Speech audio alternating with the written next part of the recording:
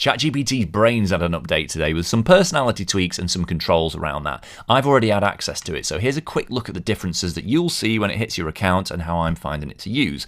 So the most obvious change is it's now GPT 5.1. That is the version you will use by default, and it's described by OpenAI as warmer, more conversational, and better at following instructions.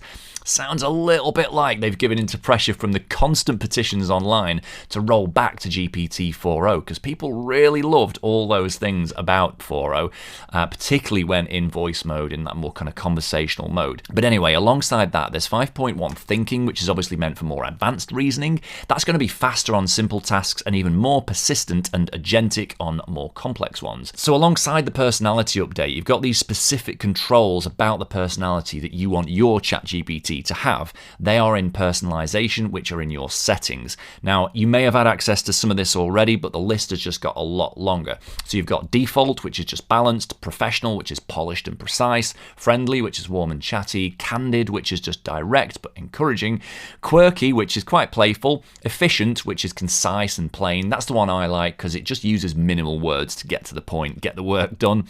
Nerdy, which is this kind of curious personality, and then cynical, which is critical and sarcastic. The rollout starts today and it's going to hit your account sometime this week. Free users going to have to wait a bit longer, don't know how long. The old GPT-5 model is going to be around for about 3 months, but let's compare them quickly. So 3 quick test prompts. Firstly, explain how Wi-Fi actually works in the simplest possible way. Here's the new 5.1. Here's GPT-5. Give me 3 unusual but practical ways to save time in a normal workday. Here's the new 5.1. Here's GPT-5. And then explain why we get jet lag in plain language. Here's the new 5.1. Here's GPT-5. Without going into too much detail, it's clear that the new model gives longer, more fleshed out answers, and I do have my efficient personality enabled for all of these chats, so it's a like-for-like test. But I have to agree, the newer model is giving what I would personally prefer as answers.